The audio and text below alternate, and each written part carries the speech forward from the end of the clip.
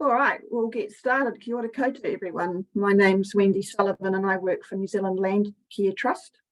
And welcome to today's webinar on the Hill Country Erosion Program, which will be presented by James Mills-Kelly from Marlborough District Council.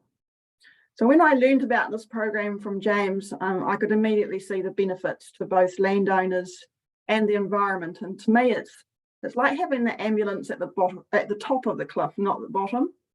And so I was really keen to help James by getting the message out that it's out there and can be used by landowners. So before I hand over to James, just the usual housekeeping. We are recording the webinar. However, all participant details, unless you have your name on your chat, will be kept private. If you have any questions, just pop them in the chat function so that you'll find that speech bubble at the bottom of your screen. Just write your question in there, and we'll probably, if there's a natural pause in the presentation, we'll answer a few questions, otherwise we'll leave them till the end. All right, looks like all those who are going to join us have joined us, so I'll hand over to James. Welcome, James. Thank you, and thanks very much to Wendy and to Land Care Trust for arranging this webinar. It's great to be able to spread the message to people about what we're doing. I guess I'd start by saying that it's been an interesting experience working out what I'm going to talk about today, because there's quite a variety of people that have registered for the webinar from a variety of different backgrounds. So I've tried to tailor the presentation to speak to landowners and farmers who are joining us who want to know more about what they can be doing on their properties, keeping in mind that context is everything in this game. Just because it works in Marlborough or even one small part of Marlborough does not mean that it will work for you wherever you are. But hopefully there are some lessons that you might be able to take, and if not, some inspiration around getting in touch with your local council and making contact with the Hill Country Erosion team there if your region has a program that's operative. This is reasonably specifically a Marlborough example. It's a story of how our program came to be, how it's developed over the last 4 years, and where we'd like it to be. So from that end, I hope there's some value to other councils, especially those who may just be starting out on the Hill Country Erosion program pathway and developing their own programs. There's a few lessons of things to do, and certainly, more importantly, things not to do. I'm definitely no expert in this field by any account. There are plenty of people in the country that are, and if I can't answer your questions, I will certainly try and steer you towards some of those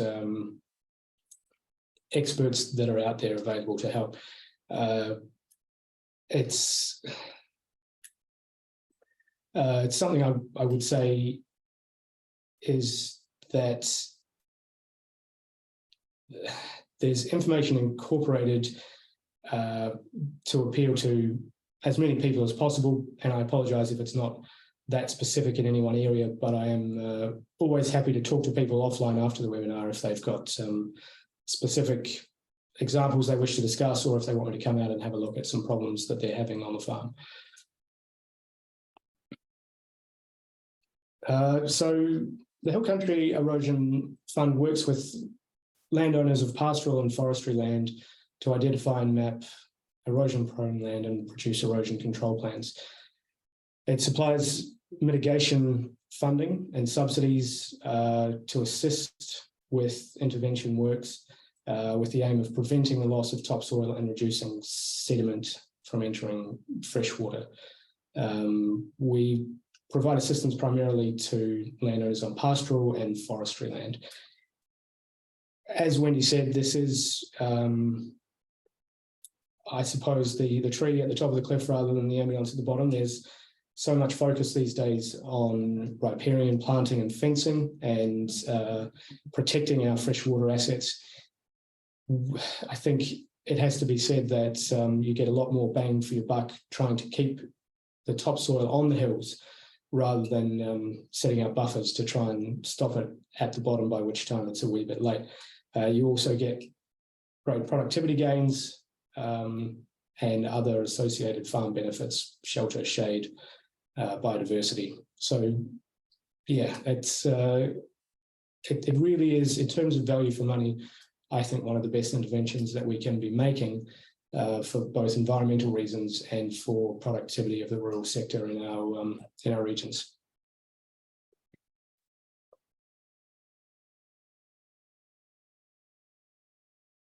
Marlborough itself is a very large area, and by far the vast majority of it is in grazing hill country land and forestry land.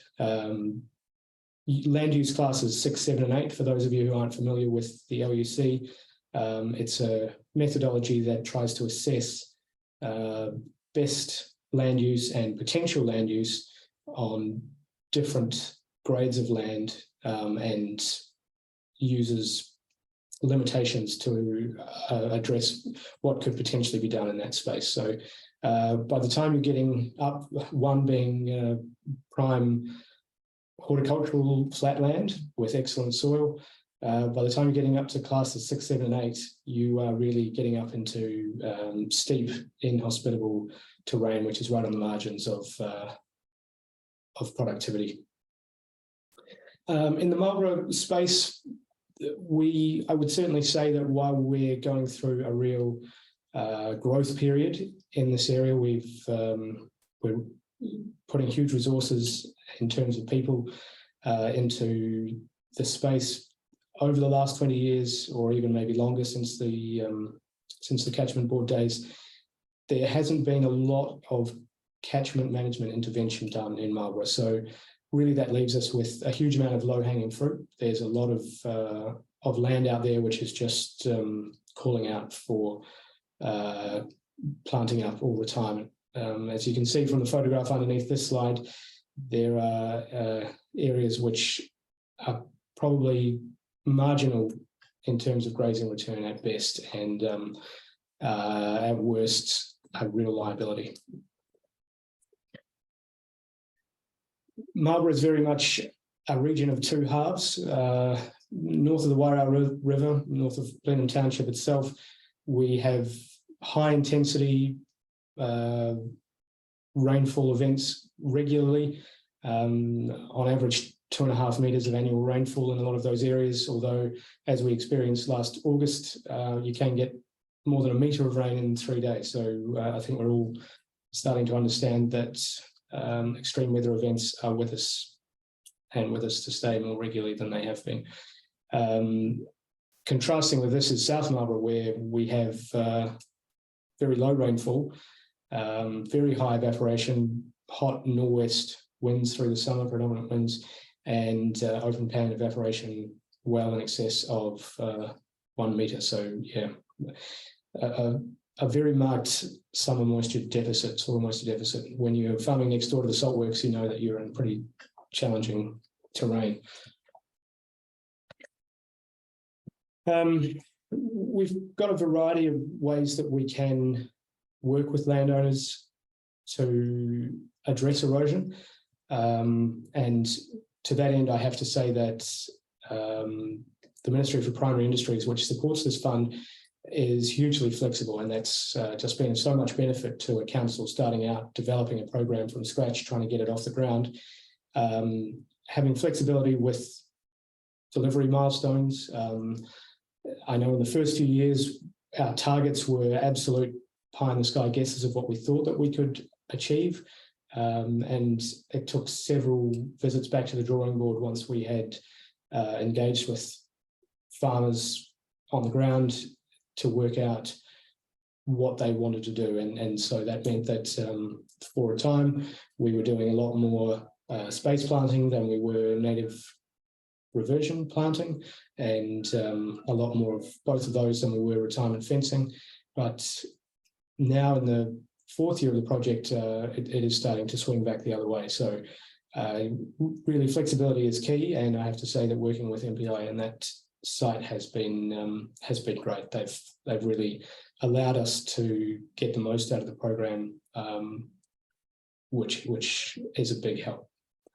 The mechanics of our scheme and the Hill Country Erosion program generally is that it's designed to be a third model, a third covered by MPI, a third covered by the council, and a third provided by the landowner, with some in-kind contribution as well. So it's quite a generous subsidy, and in most cases we find that whatever we are providing just adds leverage to whatever it is that the landowners have already got underway. It just allows them to do more than they would have been able to do otherwise. It's certainly a cliche, but it really is what underlies this whole program. The right tree in the right place could not be more key to good results. And for that reason, we try to work with landowners to get what they need out of a planting, and to plant things that will survive and do the job that they're put in place to do. So in areas of large-scale retirement, that is usually native plantings, and of course that's very different from North Marlborough to South. I can comment later on some of the different species that we use, and I can provide links to some resources on how to make those decisions. A couple of years ago, we saw what was happening in Northland, and decided to borrow from their book and try some exotic small woodlot plantings as a trial. We have provided for dryland eucalypt plantings in South Marlborough, where there's extremely low rainfall, severe erosion, and a low likelihood of getting native plantings to survive in open grassland. The eucalypts do very well down to about 400 mils of rainfall, some varieties an annual average. And the plantings of them so far are looking really great. We also have a redwood option for North Marlborough, largely as an alternative to pine. Redwoods have a much lower wilding risk, and also being a coppicing species, as with the dryland eucalypts, they're much more stable post-harvest. Their roots stay alive in the ground, and a new tree grows from the stump of the old tree, which you don't get with pinus species, which leaves you with a window of reasonably severe vulnerability to erosion in storm events until regrowth 5 or 6 years later. So we find coppicing species are much lower risk in terms of erosion post-harvest, and they can also be a great resource for the farm, providing sheltered blocks and other resources such as timber, firewood, and fodder in some cases. The process for our grant scheme is reasonably informal. There's a farm visit. I will go out, meet with the farmer, sit around the kitchen table, usually work out what it is that they wish to achieve, what the problems that they're having are. We then map the erosion-prone areas that they have, look at the soil types, look at some LiDAR data, and any other tools that we have available, and I'll go into those a wee bit more later on. We then make a plan for what intervention it is that we're going to pursue, and sign a landowner agreement that states what council are going to contribute, what the landowner is going to contribute, and how the management of that planting or fencing block will be over the next however many years. There's no long application process, not a lot of forms except for the landowner agreement, and no covenants on the title of the property. So it's reasonably low hassle process, and I think that's been part of its success, is that it's easy for landowners to engage with. It doesn't take a lot of time or mental energy, and most of it can be hammered out during a drive around the farm. In terms of some of the tools that we use, we do an annual aerial flight looking at potential erosion hotspots that might have been caused by severe weather events, which has been a big thing over the last 12 months for us, for sure. This is a photo of the Flaxbourne catchment looking out towards Tapianuku, and you can really see some of the lurcial soils that dominate South Marlborough, reasonably high sodium lurse, which as soon as it gets wet turns to liquid. Basically, it doesn't hold together at all well, forms tunnel gullies, which then collapse and leave a very scarred landscape, also susceptible to shallow soil slip erosion. The challenge with this landscape is not that you tell from this photograph. It's been an amazing season. The last 2 seasons have been fantastic, but from year to year, it may be so dry that not really any plants will survive. So it's about picking the year. There's a fair bit of luck, and making sure you choose favourable sites on the farm. In this sort of landscape, we're often looking at more sheltered south-facing slopes for space planting, and a reasonably restricted palette of hardy shrubs for native reversion. Another tool that we're using more and more to identify erosion on farms is what we call our Catchment Condition Survey. It's a geospatial mapping tool that we've developed largely to front foot the requirements for freshwater farm planning. It's a process whereby all waterways and significant features on a farm are mapped by contractors who walk around identifying where the waterways are, what widths they are, whether they're fenced, any critical source areas that may need to be addressed, and potential planting areas. They also can highlight areas of erosion. You can see the red polygon there. If I can highlight it, that's an area that's been assessed as having a reasonably high erosion, and you can see straight away from the aerial, keeping in mind that this aerial photograph is probably much older than the survey. There could have been a fresh slip here. You can see the stock tracking and bare soil. So yeah, this is a great tool to sit down and open a conversation with the landowner and say, hey, look, here are some areas that we've found. The data's yours. You can use it how you wish, and we advise that farmers use it to make a prioritization plan of how they'd like to deal with the erosion that they have on the farm.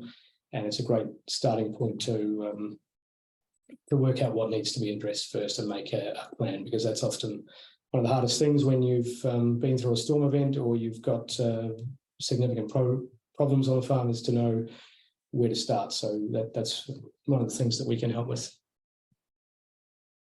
This is a bit of a wider view of our catchment conditions mapping so you can see how it works across a catchment. This again is down in the dry Grasmere Flaxbourne area.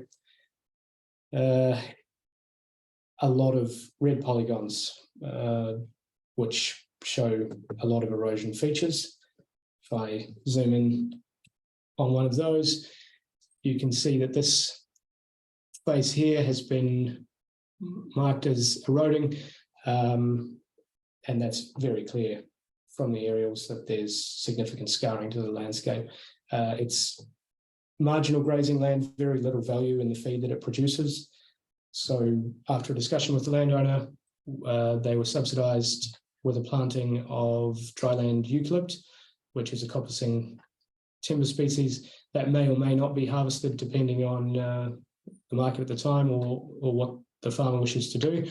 I would say that this photograph was taken in one of the wettest months that they've experienced down there in a long, long time. So I've never seen it looking as green as it does in this photograph. Usually this entire hillside would look a lot more like this and less like this. So those trees are up to about waist height now. They've made terrific gains, and that should stabilize that site nicely. A good use of an otherwise unproductive and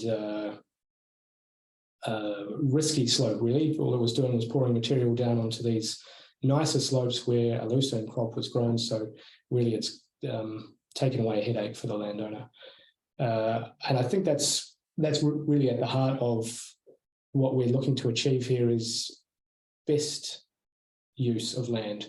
We're not looking to retire good farming land for the sake of it. We're looking to choose land that is unproductive, marginal, and put it into a better land use. So we don't deal in large-scale forestry conversions. We don't look at whole farm conversions. We are very targeted in our approach. We then, the next part of the program, once the plantings have been done, is an monitoring and auditing round where we take note of species survival, which plants have done well where and why. If there are obvious signs of failure, maybe it's been an exceptionally dry period, maybe there's been pest damage from deer, goats, rabbits, whatever it is, we can then factor that into our future plantings and work out what kind of success rate we're achieving. This photograph here is a planting of tree lucerne, and now that the grass has come up, you can't really see the erosion underneath, but down in the bottom right-hand corner of the screen, you can see the beginning of a large tunnel gully, which I could easily stand in and not be able to get out. So yeah, the Tagasasti tree lucerne will provide a nurse crop, a nitrogen fixing cover, shade and shelter for a potential native planting down the line, but really just needed something to get up and provide some cover. And now 8 months after this photograph was taken, these trees are again would be just about up to my head. So yeah, we've been lucky to have 2 really good growing years in Marlborough. This image I've pinched from another presentation that I saw just to better explain the best possible use of land and how it might be considered. It's a reasonably simple diagram, but I think quite effective. Starting at the top of the catchment, we're looking at a native gully, not at all a productive area, good biodiversity value, possibly used for carbon, and you can see that there's good native forest that's not productive. Getting into some of the slightly more productive land, you can see a space for forestry, moving into highly spaced erosion control plantings, what they call silver pasture, grazing sheep and cattle amongst trees, which may or may not be for timber. Coming down into rolling country, this is where I see huge potential for Marlborough, using space planted poplar poles, possibly as a carbon crop, which will, at 30% canopy cover, will improve grazing potential and provide good dry matter during leaf drop, and also a good emergency food source in a dry summer, with the potential for chop and drop of willow and poplar branches for sheep and cattle feed. Coming down onto the flats, this is an area that we don't really work in, but it's worth noting. Down across the flats, shelter belts, high value space planted forestry, and riparian planting. I'm often asked why we don't really deal with riparian plantings. It's not really the aim of the fund. The fund is to assist in the looking after of hill country.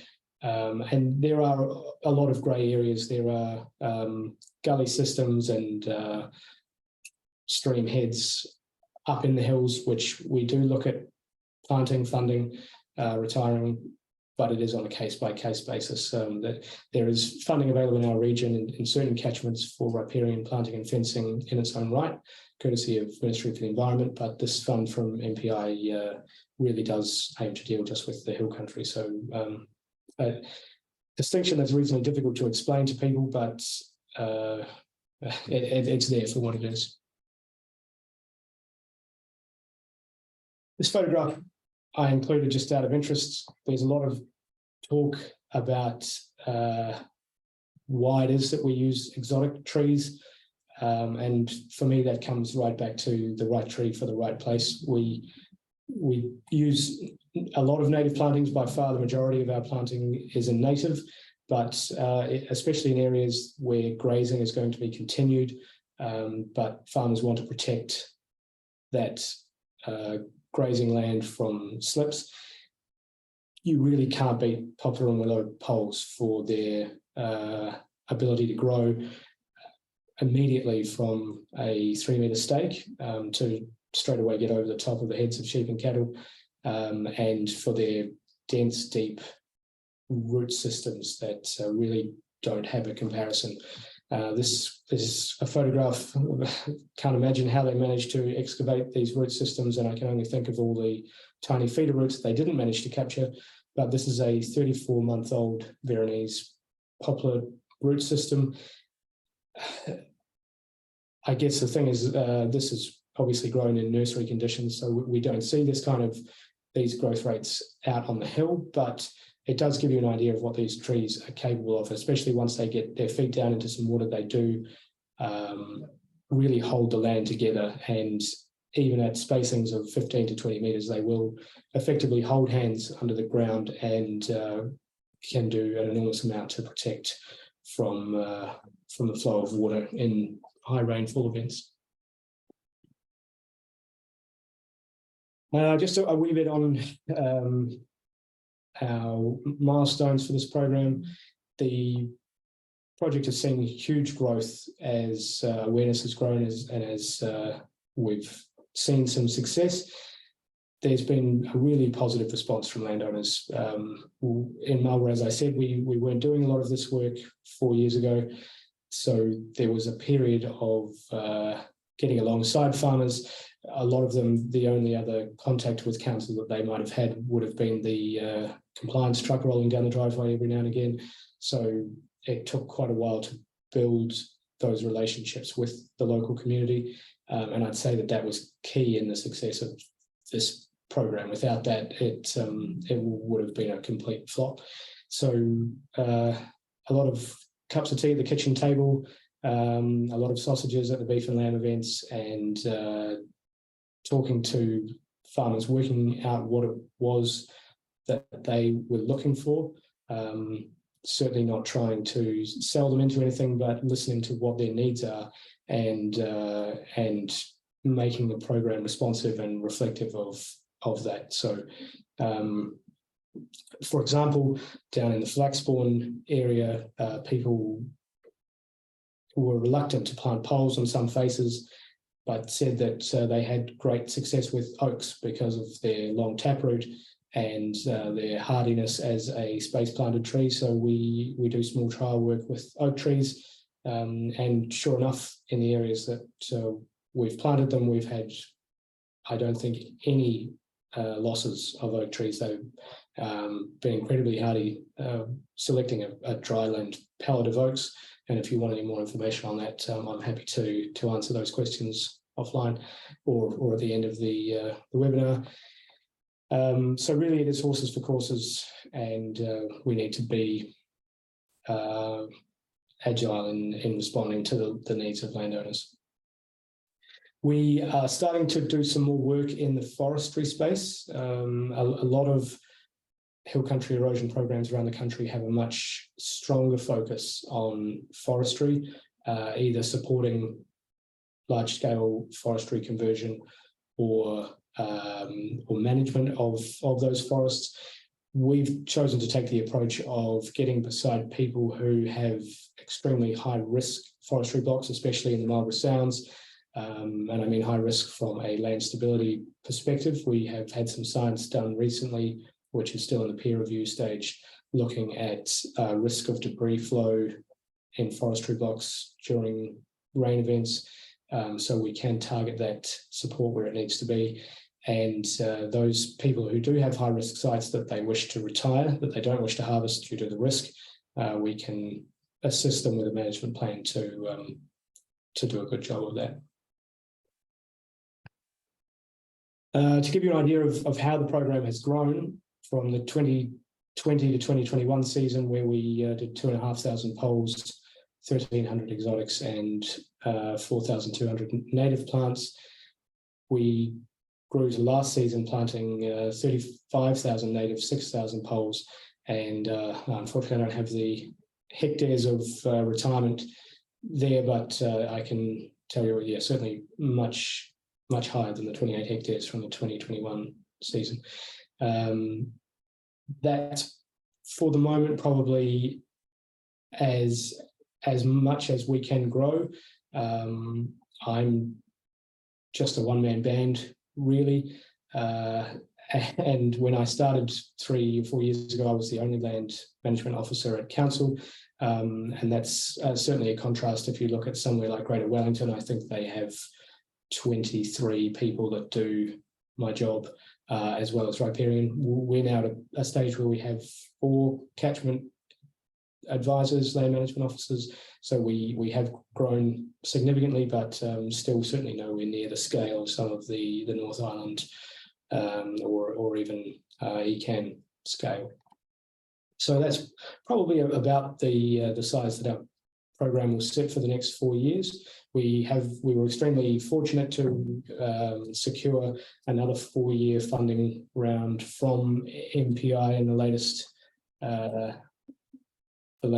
round of funding, which is really great. We wouldn't have been able to continue the program without that support, and it will certainly be a different 4 years to the first 4 years now that we're up and running. I feel we've done the hard work, and now we'll be able to deliver at a much higher level consistently. Some of the challenges I thought I'd run through, just for a bit more of a lighthearted segment.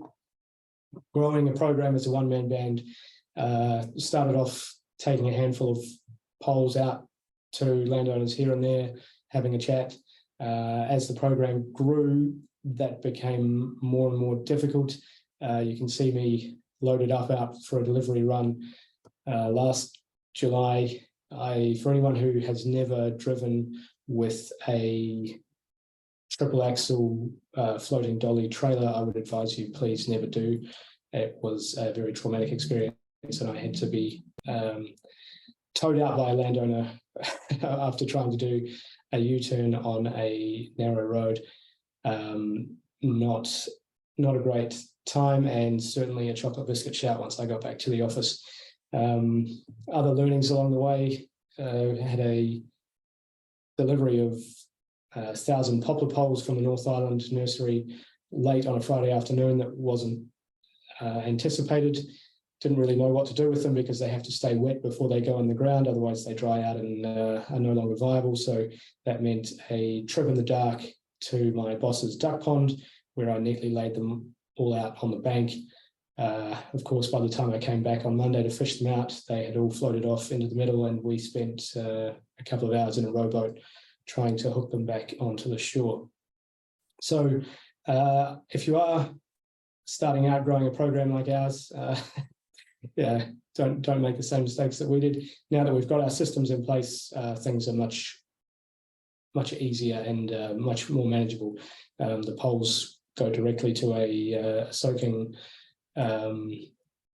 area, which is specially designed, and from there the contractors take them out directly to farms and they go into the ground.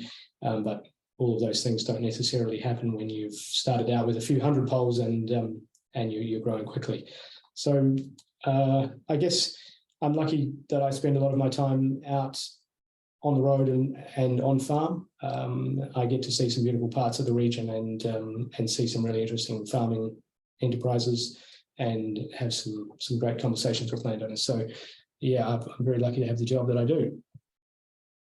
Future of our program, as I ran through, we were successful in securing funding through until 2027, and this is a great opportunity to build the program as we go. There's still a huge amount to be done. I think I worked out that we may have treated somewhere around 300 hectares of the hundreds of thousands of hectares that could potentially be treated. But we are trying to focus on those areas that are particularly visible or particularly problematic, and using priority systems to focus our efforts where we can make the biggest difference in terms of discharge to freshwater. So we're working on a lot of geospatial tool development at the moment, which will help us identify areas that have a strong connection to freshwater. Some AI learning tech, machine learning tech, to identify areas of bare earth and where these link to particular gradients with particular catchments above them, and that's all courtesy of LiDAR data, which we have now for all of our region. So I really feel like we are on the edge of some really great developments in technology that will help us prioritize how we direct our funding and how we choose which projects to work on. As we become more and more popular, there will be a lot more focus on getting that best bang for buck and really distilling down the most important intervention works that so we can focus on. I'm no GIS expert, but I'm happy to try and talk to people about some of the things that we are working on in terms of tools to help with that work. And I can certainly steer you to people who know a lot more about it than me. This is just a quick rundown of how our fund works. We don't have a blanket 66% funding subsidy across all of our activities. We have taken from the demand that's out there in order to meet our milestones and our targets. Our subsidy reflects that demand. So we generally pay 50% up to $12 a metre for labour and materials on fencing. But for poplar poles, we charge $5 for those with a sleeve, where the normal retail is $13.50, and the plastic protective sleeve that comes with them is $9.50. So that's a very significant subsidy on the poplar poles, just because they are quite a risk for farmers to put in, and we found that there was some hesitation where there was the risk of losing such a high investment. So the assistance that we give is tailored to that way. For native planting within retired areas or native reversion areas, we can provide up to $1,500 per hectare for planting, depending on the project that's being undertaken. And with other trees, it's very context specific, and I'm open to discussing most things with people who have suggestions that are outside of the norm. One thing that I'm really keen on is not reinventing the wheel, and as I said earlier, we've borrowed from those that have done this all before. We've had a lot of help from staff at Greater Wellington, from Northland, and from a lot of other councils in the top of the south and ECAN.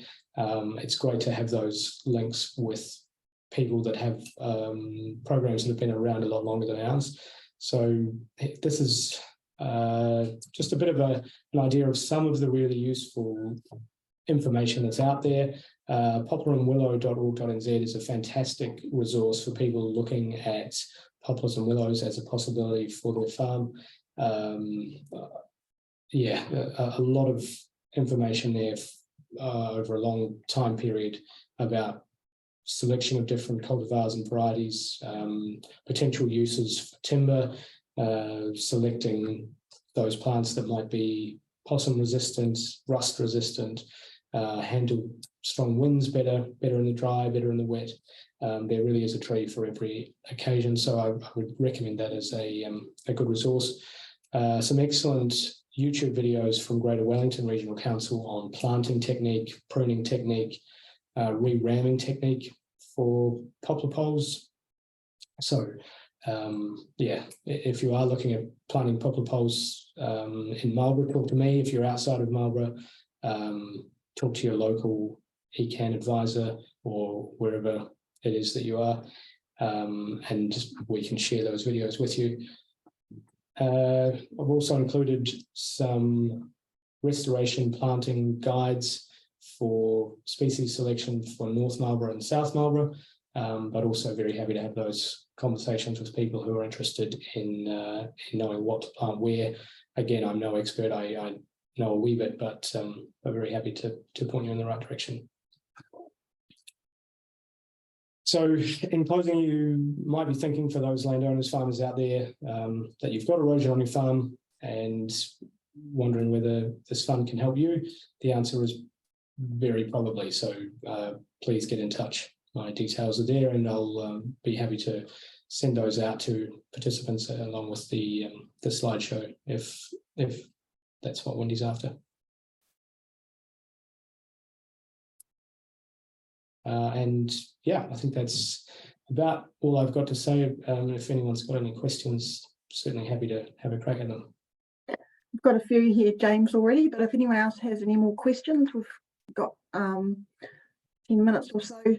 Just whack them in the chat button. Yeah, Pam had a question that I had about suckering.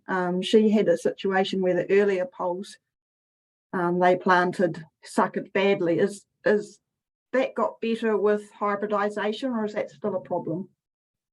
There are certainly varieties and cultivars that will sucker less than others, and I guess yes, that is something that species selection has been working on, is looking at poles that don't sucker as much as some others.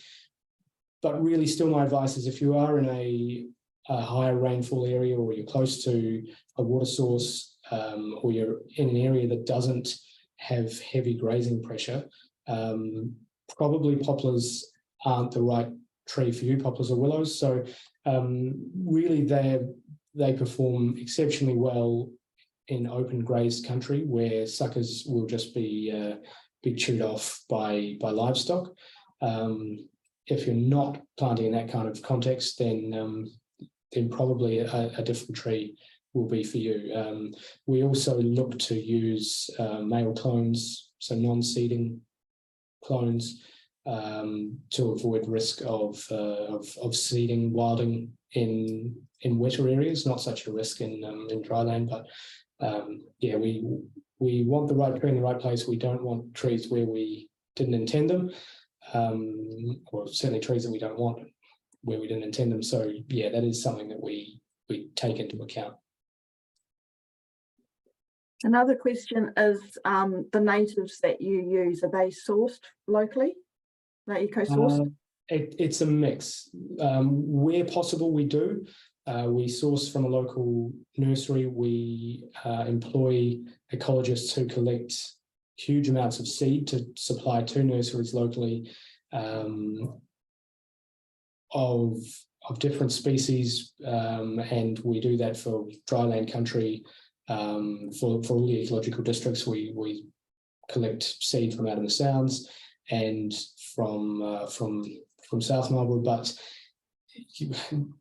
recently there just hasn't been supply to meet demand, so we haven't been able to fully eco-source plants. We do where we can. Otherwise, we source plants from nurseries elsewhere in the country, but we do use species that are endemic to the area. So we try and use species that at least will be occurring naturally in the environment. And another question, you may or may not be able to answer it, James. It's a little bit before my time. The earlier catchment board plans were developed with the landowner and have now ceased, and they were very useful and resulted in good relationships. Do you know why they're discontinued? And the second part of the question is there should be obligations to continue with ongoing management into the future. So how will you ensure this occurs?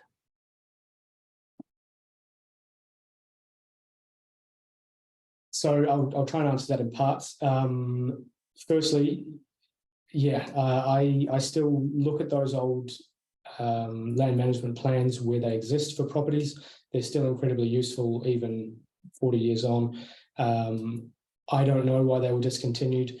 When the catchment boards were disestablished and replaced with local regional councils, district councils, most of the land management staff were let go, as far as I'm aware, in a lot of parts of the country, and a lot of their work was not considered part of the core business of rates, rubbish, and recycling, whatever it is, the 3 R's roads. So yeah, we're constantly reinventing what we do. Nothing new under the sun. It is a shame that those plans aren't continued. What I'm working towards now is a similar, maybe slightly more condensed plan. I certainly don't have the experience of some of those lifetime catchment managers that wrote those farm plans that I see for some farms in Marlborough. I can interpret them and I can use them, but I can't necessarily develop them all. But we do thankfully have a lot of technology at our disposal that we didn't have back then.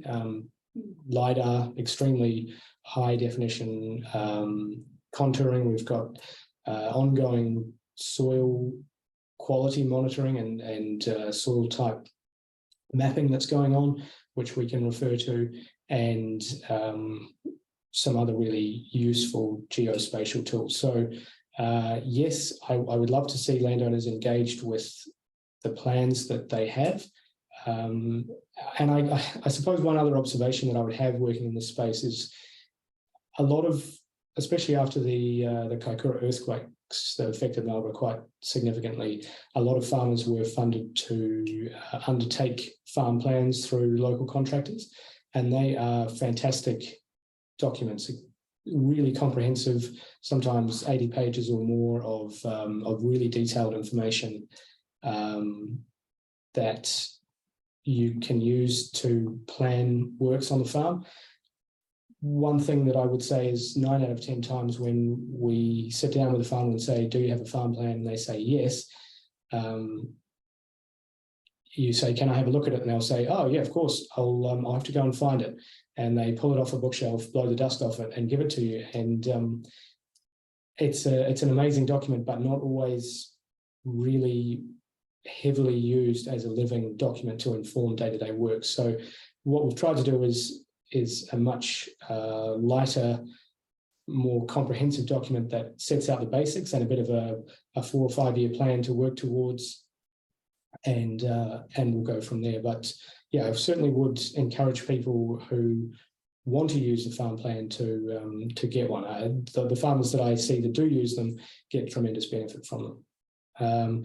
And for the last part of that question, in terms of protecting the work that we're doing, we do have landowner agreements in place to consider maintenance of those plantings down the line. Unfortunately, we're not able to register these projects on the title of a property as an encumbrance. It's not really practical. We have to rely largely on goodwill, and yeah, a lot of the plantings that you see around the place from the catchment board days are still there. They're often viewed as a real asset by the farmers that have the farms now.